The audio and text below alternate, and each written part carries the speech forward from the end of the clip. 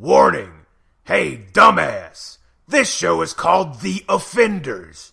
So if you hear something that offends you, then we are doing our fucking job. So quit crying! Love the Offenders.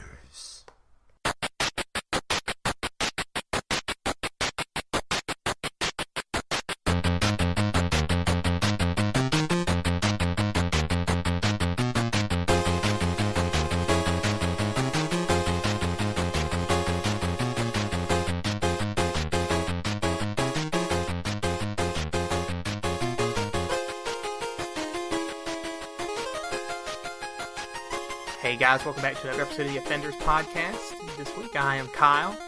This week I'm still Evan. Whoops. Okay, fair enough. I was going to see if you wanted to be somebody else this week.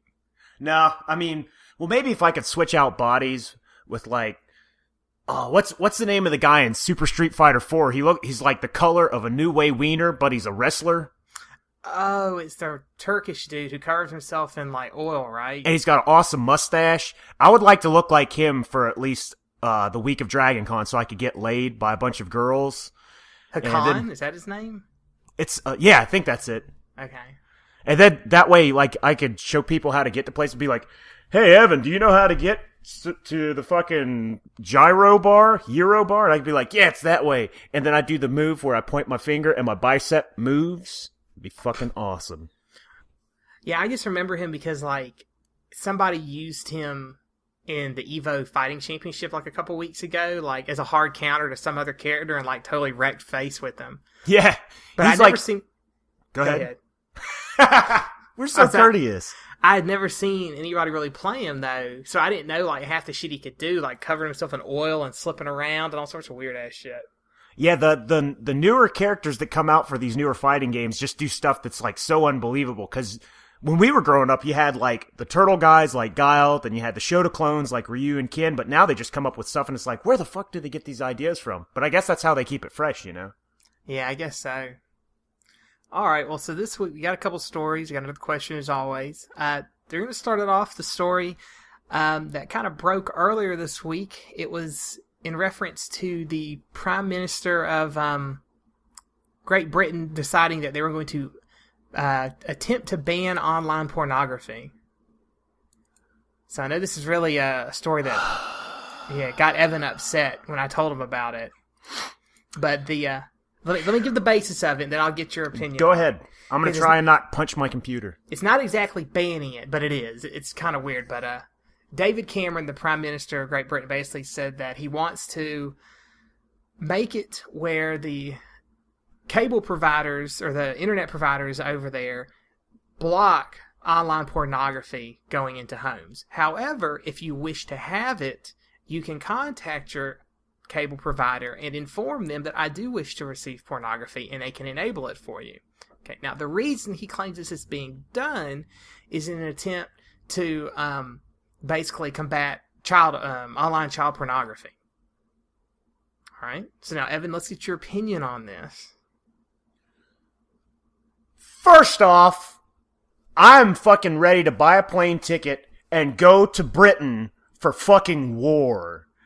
If that shit happened in America, there's always people who are just I'm going to take a stand for this, I'm going to take a stand for that. You can do all the bullshit you want in America, and I'll just be like, okay, I can live without that. But you try to take porn off of my computer, you will never see such a deadly, malicious, violent ninja in your entire life. I will be killing motherfuckers in every seat of the house. Wait, I shouldn't say that on a podcast. Fuck it!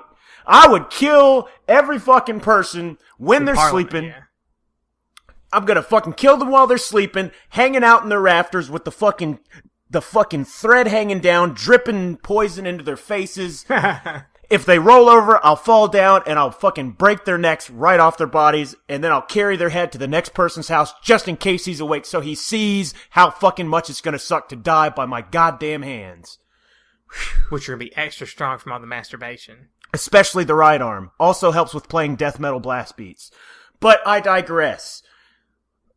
All jokes aside, I mean, this is really fucked up and it's really stupid because a lot of people use jerking off as stress relief.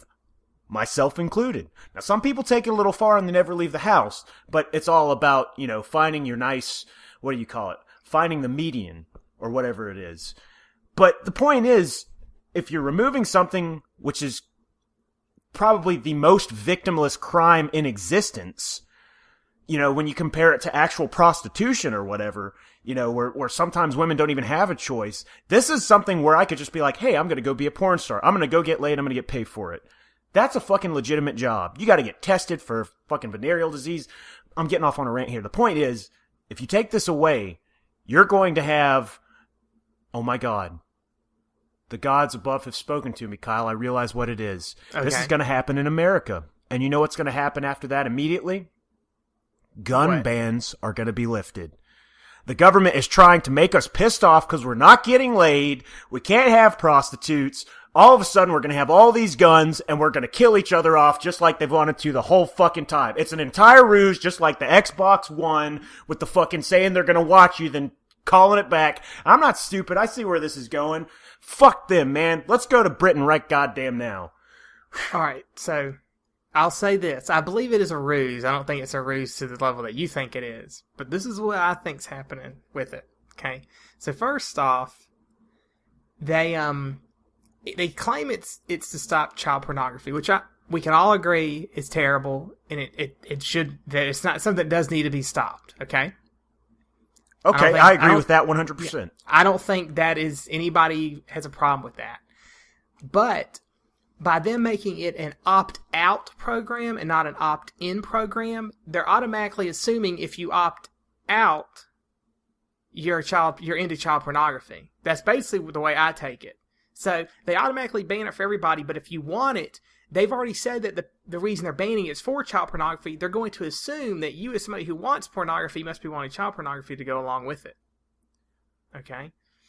Now, that's one of my biggest problems with it. Now, that's my problem with any kind of thing that's like an opt-in or an opt-out like that. I don't want you to basically suddenly make a blanket thing that I have to choose to opt out of, because 9 times out of 10, most people don't know that they can opt out of stuff, so they get left into it, like various security features on some of these websites. People don't know that some of this stuff, like the sharing stuff, is opt-out. It just happens. So they think it's just the way it is. They don't know they can choose for it not to occur. So that's part of it. Now, the other thing is, I think that for the most part, this is just kind of just like an attention-grabbing thing. I don't think anything's going to come of it, because mostly David Cameron is like a far right-wing politician for that country.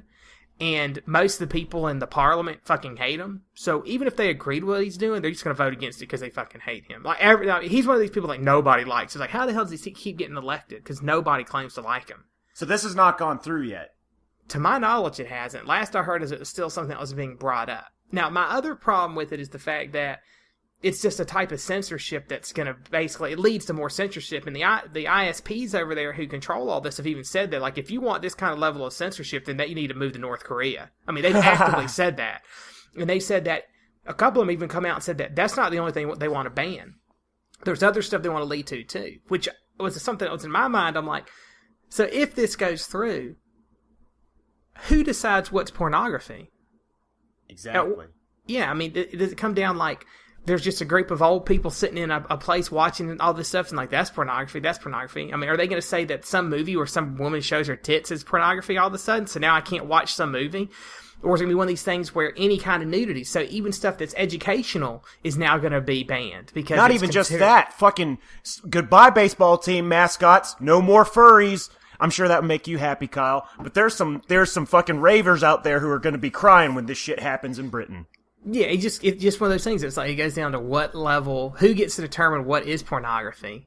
And if people start opting in, does that mean that you're automatically going to be spied on? Because we all know that Great Britain is one of the groups that was involved in this stuff with like the NSA spying stuff too. In fact, they're the ones that supposedly were harvesting most of the data through the underwater cables. They have a lot of, what are they called? Closed caption cameras or whatever they're called? Like on street corners and shit? Oh yeah, most major cities there are filled with them. Yeah. So, I don't know. It's one of these things. It's like, I don't see it ever happening. And if it did even happen, I think it's one of those things that just couldn't be policed or forced through, because ISPs and stuff would refuse it and things like that. But they've made it a weird situation to where people over there don't want to argue against it, because if you argue against it, it's like, so what are you doing, supporting child pornographers? It's like, no, that's not the case. I'm supporting, like, you know, I guess it's a form of net neutrality. I don't want you to censor anything that comes to me, you know? And it's I can understand where they're trying to go with that, but that's just probably the worst, what they would consider well thought out plan ever, because that's like saying, you know what? I'm tired of my dog shitting on my carpet, so I'm going to kill my dog. That's obviously the problem. You know? Yeah. Think about it like this. You know, on the other hand, maybe this is a great idea. You know, my family is from Ireland, Scotland, Wales. What if this happens and it becomes a resurgence of the Celtic peoples?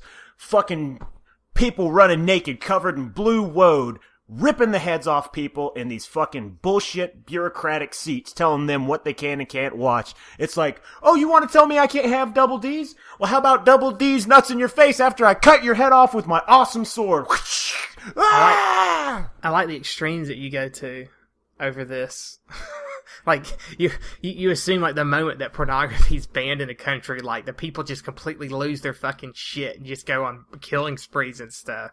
Dude, think about it. Nobody really talks about masturbation all that much, aside from me, because not over here they don't, because we have a different culture than they do in Europe and other parts of the world. We have a death is okay, sexuality is not. Exactly. But in other parts of the world, it's the opposite. It's like violence and death is a bad thing, but sexuality is like okay.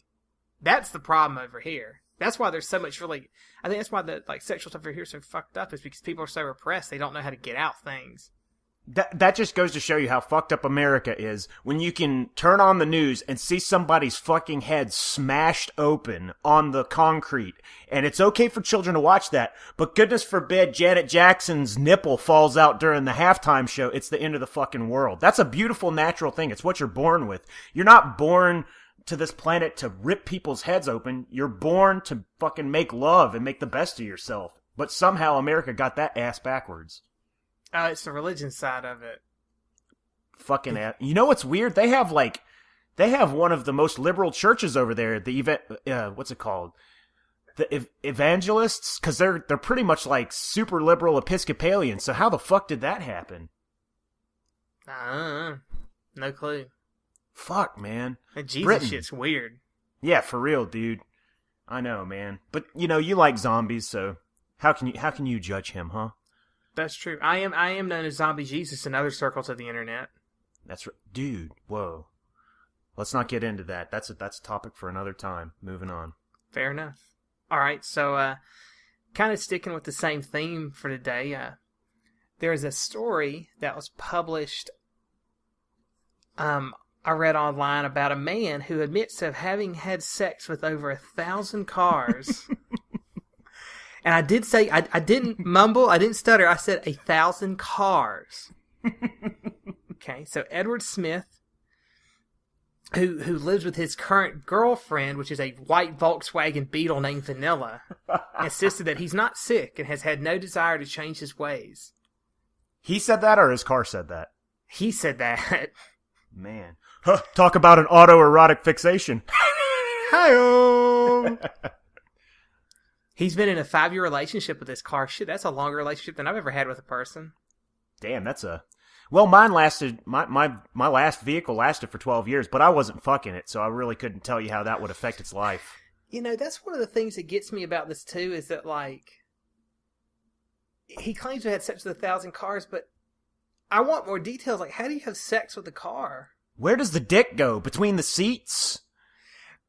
Depending on the seat, though, that would just be a disaster. Yeah, man. fabric, dude. What? Maybe if it's a leather seat, you know? Well, I mean, if it was fabric, you'd end up with, like, fucking rope burn on your dick. Exactly. Well, maybe. But if it was leather, you would have to just grease it up, man. Well, I used to live with a guy who actually fucked a couch one time, so all bets are off in this area. But I'm not going to say his name on the air. But anybody who knows me, think about all the people that I've had as a roommate, and just know that one of those person was caught having sex with a couch. That's all I'm saying. I think I already know who it was.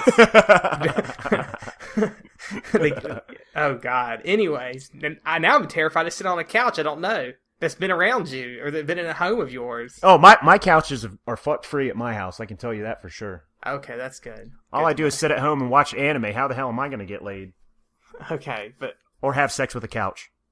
I mean, maybe my first thought was maybe it's like a muffler or something. Maybe he puts like one of those things you hear about like from the military where they basically put like a rubber glove in a. Oh, what are those called? Foo-foos? Fluffernutters? No, that's a fucking like dessert. God damn it, what's it called? Ding dongs, ho-hos, Hostess Twinkies, cakes? vanilla pound cakes. I don't know. But no, it's like it's like the story you hear them. They take a rubber glove and they stick it in like a toilet paper tube or a paper towel tube or something, and like lube it up and just go to town on it between like towels or between cushions of seats or something. I mean, is that what this dude's doing? Like, is he about to just plowing away at the muffler? That actually would be quite a feat if he was having sex with that thing with the muffler while it was actually going to town, and that would be amazingly literal, too. No, I just imagine him on a skateboard, like hanging onto the back of the car, just going, oh, man. I'll tell you right now, his dick's just like a callus. It's just be fucking hot, because those mufflers get hot as hell. What if they step on the gas really hard and he just fucking shoots out like a cannon? That'd be so awesome. I mean, and his dick's like a smoking gun when he lands. Just imagine the sound, like, especially because, like, I'm talking about, this is like an old white Volkswagen Bug that he's dating right now. You know, and they're loud. You know, they're like, grrr. Just imagine the sound it would make with your dick in it. Oh my god. But you know what? Hats off to him, because he could have done that his entire life and never said shit about it, but he fucking talked to a reporter and he's like, you know what? I like having sex with cars. So my hat's off to that guy. Way to have balls to say something like that. I don't know. I mean, my thing is, it's like, what led him to realize he loved cars? I mean, he says that his last relationship with the actual woman was like 12-something years ago, but what drives a person to decide they're going to love a car and have sex with it, or any inanimate object for that matter? I mean, was he just like watching Knight Rider and he's just like, God, I want to fuck the hell out of Kit? Well, whoa, that brings us to another point. He said it was his girlfriend, so he is assigning sexual tendencies to these vehicles. That's true. So I might note the car, it sounds like it's a Herbie the Love Bug. Do you remember those movies? Yeah, I do. It's the same type of car as that. Herbie the Love Bug was a white Volkswagen of that make and model that year. So basically, maybe he just has like a love for like Herbie the Love Bug, and he's, you know, I don't know. But see, then now I got this thought. But so like, you know, people fantasize about having sex with celebrities, right? Yeah, I do that all the time. Yeah, I mean, so does he ever think about having sex with, like, celebrity vehicles? Like, I'd love to fuck that Adam West Batmobile. Such a dirty bitch. It'd have to be like Christine, that fucking horror movie about the car, because it was a girl. You see? Yeah, but because he said himself in that article, I'm not gay, I just love cars. Yeah, I'm not saying that he's gay, but I'm just saying that, like, I mean, most people refer to a vehicle as female anyways. Yeah. It's just commonplace. I mean, it could have been the Batmobile, it could have been a female car. How do you know? Did you ever check the sex on it to see what it was? I can't say that I have. You know, exactly. I never even asked its name. I'm a fucking dickhead. You are. You're just making assumptions here. That the Batmobile is a male vehicle because it's driven by a dude. It could be a female vehicle. And you go lift up its tailpipe and check. It's so amazing that this conversation is actually happening. It's like, hey, this guy has sex with cars. What? What did you just say? Yes, he has sex with cars. I figured it out. I've got it. Okay, he is an amazingly frugal man. What he did was he took a piece of paper and he compared the expenditures versus having a car as a girlfriend and having a woman as a girlfriend. Clearly, it is cheaper to fix a car when every fucking thing breaks rather than to buy a woman everything that she asks for. He is a fucking frugal genius. Well, I'm going to say this too, though, but like, there's a level of crime that we're not discussing going on with this. What? Because he admits in the article that while he's had sex with over 1,000 cars, the majority of them were not his. Is he raping cars? He's raping cars. Like, literally, he talks about how he's gone to car, like, he'll basically, like, most of the cars he has sex with are strangers or car showroom cars. I mean, like, Now imagine you're going down to the auto dealership and you're gonna get yourself a new car, and you got your eyes set on this one. You've been looking at it, you've been saving your money, and you walk in there, you're like, I want to buy that car. Like, all right, well, let's get it going for you. You walk around there, and what do? But you see this little dude just ramming it, just going to town on it. It'd be like he walked in on your girlfriend having sex with another dude. Oh my god. Dude, okay, here it goes. You ready for this one? What if he only has sex with minivans or even regular vans at car shows? He'd be a chauvinist. Oh my god. Oh my god. It's like he's fucking the soccer moms of the fucking car world. Dude, what if that's one of the things that he looks for? It's like, cause like, if you're on the beach, you might, look at a girl as, wow, look at her butt, wow, look at her boobs, look at her lips, or whatever it is that you like, fingernails. What if he's just like, oh shit, it's got a fucking soccer ball on the back of it. It's going down! Check out the hubcaps on that motherfucker. Look at that dirty bitch.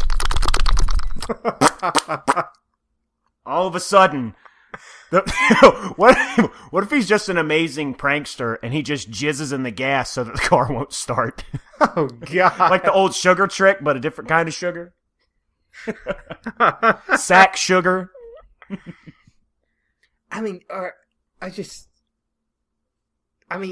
like, does he get these cars modified?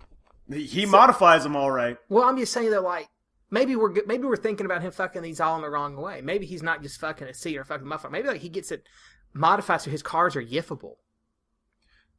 Like the fucking vaginas you can have installed on your computer. The plastic, yeah. And he turns his car on, and he really gets like a Hummer from his car. Yeah, he really turns it on. But that Hummer joke was even better than mine. Oh my god. Oh man, this guy. I want to meet him. I want to meet this guy now just to talk to him. But do we want to shake his hand? That's the question. Oh no. You just want to give him like the salute, like a army salute. How you doing, sir? It's one of those when he puts his hand out to shake. You're like, oh yeah, no, I don't really do that. Germs. You sneeze on your hand. That's how you don't look like a jerk. Yeah, or just jerk off in front of him with your hand. It's like you don't want to do it. You don't want to shake my hand now. You don't know where you see where it's been. Then he'd be like, "Quit looking at my girlfriend, you jerk." Yeah, man. Is that something else he does? Like, if he's out somewhere and like somebody comes up to his car and they're like, "That's a really nice car you got there." Does he get pissed? Like, does he get like irate and like try to attack them? Oh my god! Stop checking out my girlfriend, you son of a bitch, and just gets in a fight with you. And then he kills him and he gets put in jail for vehicular manslaughter. It's a crime of passion, officer. Oh, was he wearing a rubber or was it on the tires? Oh! Dude, this is the best. Oh, I could go all night. This is so terrible. I will say this too, if you look at his picture, he looks like the kind of guy that'd fuck 1,000 cars. It was like, I saw the picture and I was like, only 1,000? I'm pretty sure that guy's got more than 1,000 cars fucked under his belt. Man, imagine being a car salesman and having to watch this guy try out all of those vehicles. It's like, do you mind if I have a moment alone with this car? I just kind of got to get a feel for it. Oh my god. Now I'm horrified because what if it's one of those ones where it's like, do you mind if I take this out for a test drive, and he leaves his car there? When he means a test drive, he takes his car out and just fucks it. Like, he's basically just like raping these cars. Man, this is really a tragic story when you get down to the heart of it.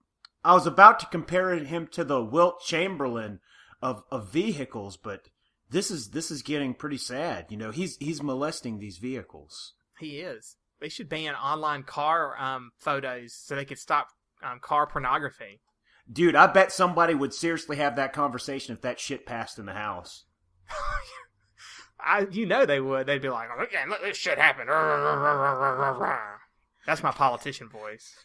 I would, if I had to witness all that, I would just take like videos and make a montage of all these old men having to look at porn sites, and then I would put the clips together under "What is love?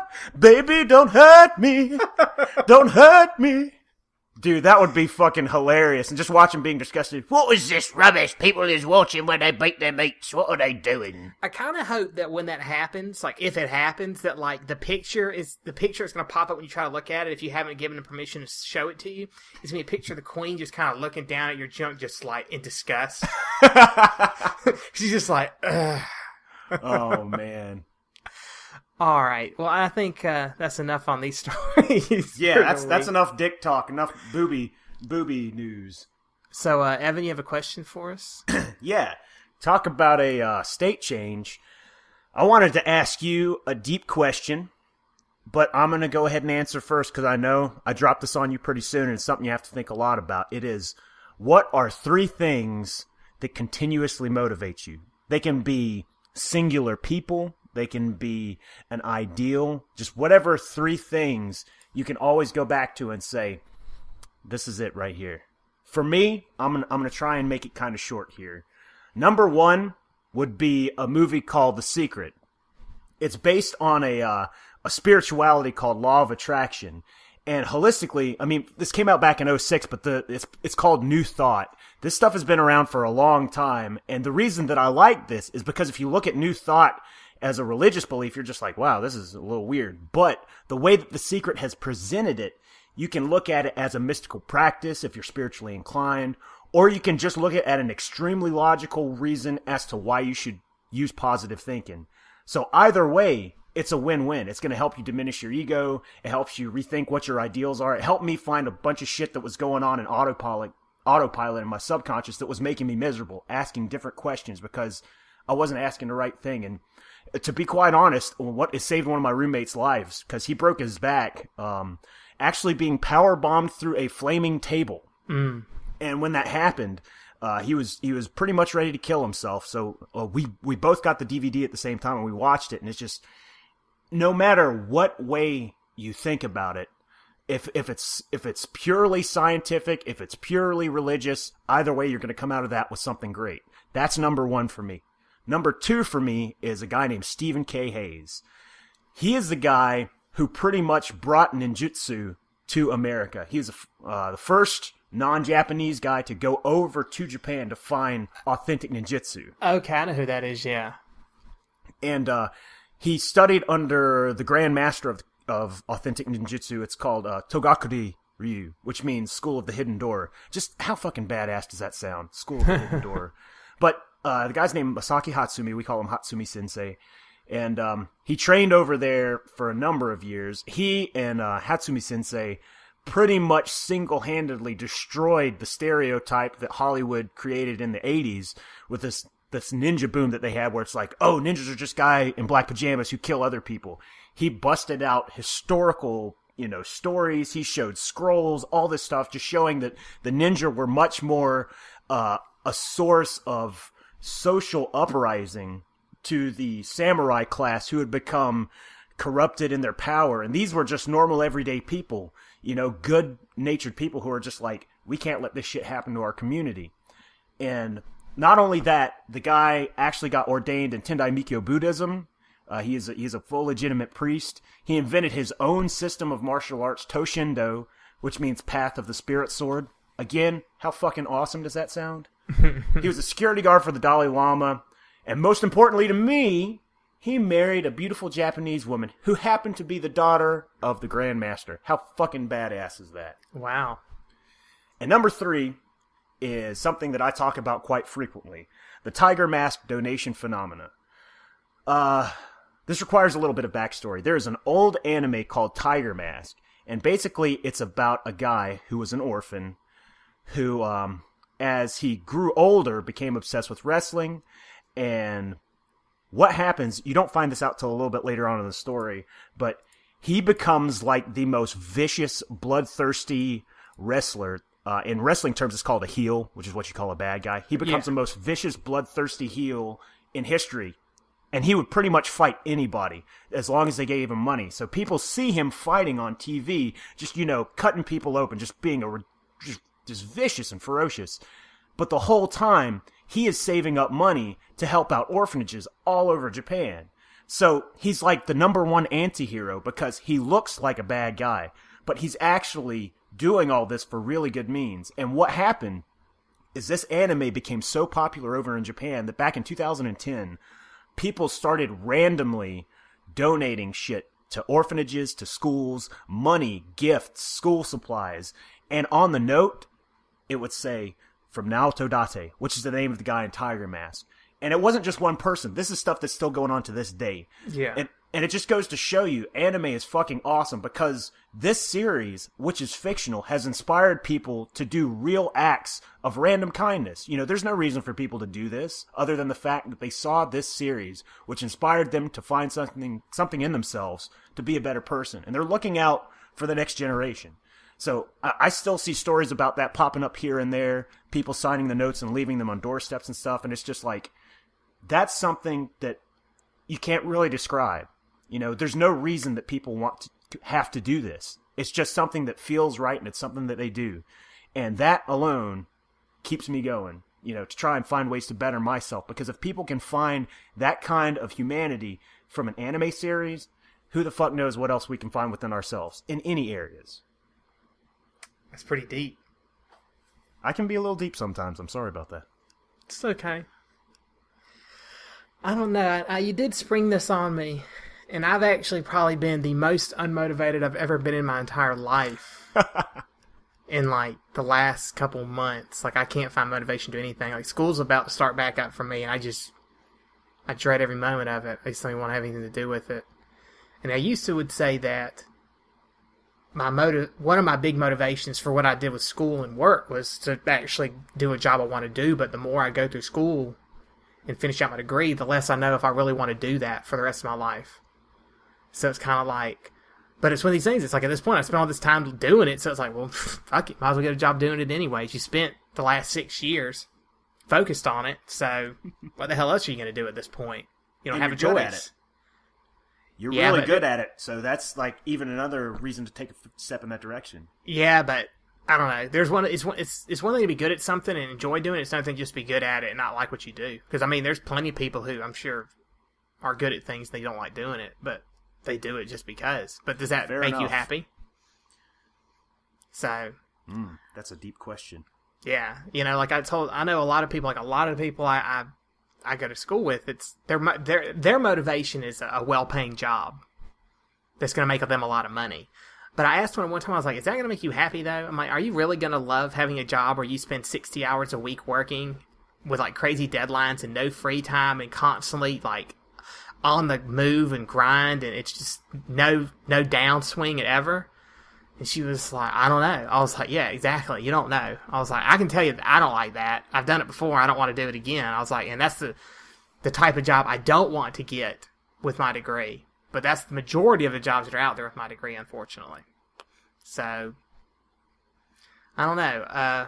Let me give you a slightly more pointed version of the question. Okay.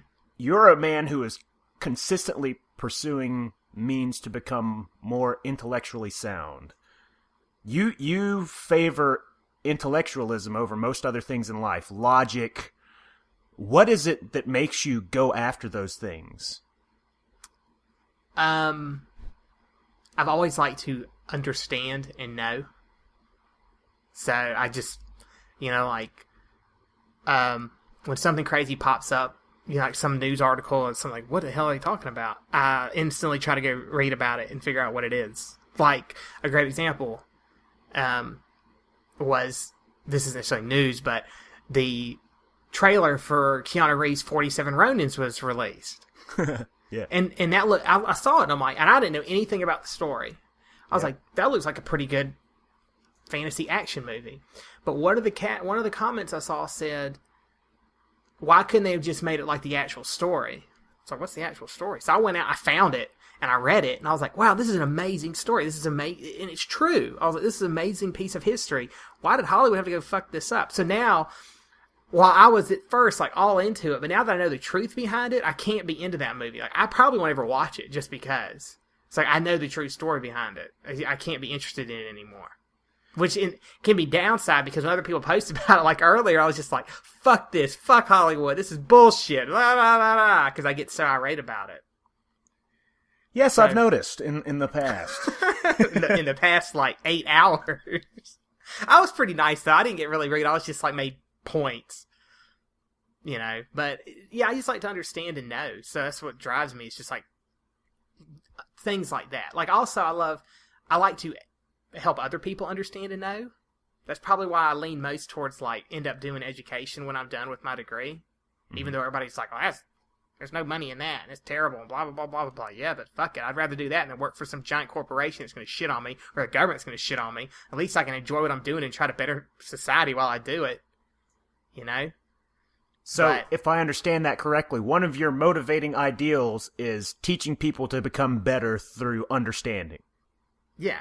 And maybe not even necessarily understanding, but, like, people always say, like, what's some crazy math thing, or what's some crazy math proof? So on my Twitter sometimes, there's people who follow me, and I'll just post some proof. And it's nothing, like, that you're going to use, that the average person's going to use. But it's when you see it and you think about it, it's like, wow, that's really crazy to think about that there's multiple types of infinity, or that one set of numbers is bigger than another set of numbers, even though they're both infinite and stuff like that.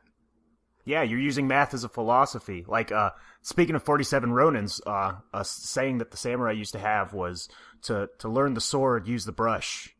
Because there are a lot of things that are similar in painting and sword play. So, you know, that's great when you can find a lesson that is going to apply universally through one medium, you know? Yeah, and I think another thing that kind of motivates me sometimes is that, like, while I am very logical at times, and I do like to learn in the science side of things, and I am math-based and all that, there's really not a lot of creativity in that, which is hard because I come from a very creative family. Like, my mother, she was, like, art person, always doing arts and crafts and things like that, and her and my dad both at one point, they did theater and sang and stuff along those lines, so they're very artistic people. Awesome. And I you know, I can't sing. I can't really draw. I'm not super artistic, but I try to have some kind of artistic outlet. So a lot of times things I do, you know, it's through that. Like, I like, you know, to role play, and 9 to 10 end up running games, but it's because while I do like to role play, I don't mind running because it's fun, because it's the level of, you know, being artistic that's involved in it, you know, like coming up with a whole universe or story and directing people through it, you know. So I guess the ability to get out an artistic need is a motivating factor sometimes for things I do. But hell, the podcast, that's what this is. Yeah. I wanted to be artistic in some way or whatever. And so I was like, let me get this piece of shit I know to come be on it with me. Oh, man. But yeah, man, deep questions. I know. See, the thing is, I'm usually always making jokes. I'm always being funny. I don't take a lot of things serious, but I like to throw serious things in there that make people ask questions to themselves that they don't normally ask, because you can have the best advice from all of the wisest teachers in the world, but unless you ask yourself these questions and figure out what your answer is, all of their ideas aren't going to point you in the right direction. So it's not until we ask ourselves these questions that we actually figure out what the fuck we are going to do, not what other people think that we should do. Does that make sense? Yeah. And sometimes I think that's kind of how I ended up where I'm at now. Like, I literally had gotten a job to go use my degree within the company I was already at, but I had to move across country. And I was looking forward to it because I didn't think I was going to get into a graduate program, but I did get into it at the last minute. But I've regretted that decision from the moment I took it. But at this point, it's like I'm so far along, I don't want to quit. It's like, well, you've only got a year left. They're paying you to do it. Might as well keep doing it until you're done. But it's like, really? Do I really want to keep doing it? Is it really beneficial in the long run? I don't know. You know? But the thing is, there's nothing you can really do to change that unless you get that exact same job back. So it's kind of pointless to sit there and think about, fuck, why did I do that? Yeah. Look on the bright side, man. Think about how hot and gross Arizona is, all the fucking fraud they have with the windshield industry, and on top of that, what do you think the fucking percentage of yoga pants is in Arizona? Probably not as much as it is in Athens. This is true. There's a lot of yoga pants up here. About to be a lot more yoga pants, too, in 2 weeks. Bless you, women of yoga pants. Bless you. Indeed. Well, I think that's going to wrap it up for this week, man. Awesome. All right, well, if you want to ask us questions or you want to send us stories we should talk about. I know we've got a couple we haven't talked about, but we're kind of saving them because they relate to special episodes we want to do. But if you have stories you see you want us to talk about, you can email them to us at theoffenderspodcast@gmail.com. Okay. Also, you can go to the website we have. It's wearetheoffenders.com. That'll give you links to the YouTube channel. It'll also give you links to the iTunes feed. And in the next month or so after Dragon Con, we'll probably have plenty of videos we're going to upload on the YouTube channel, so you'll want to keep an eye on that. All right. And then we have a Facebook page, right? We do. The Offenders Podcast. Just look that up and you'll see it there. So there you go. All right. So until next time, I'm Kyle. I'm Evan. This has been The Offenders. Y'all have a good one. Listen to Strife.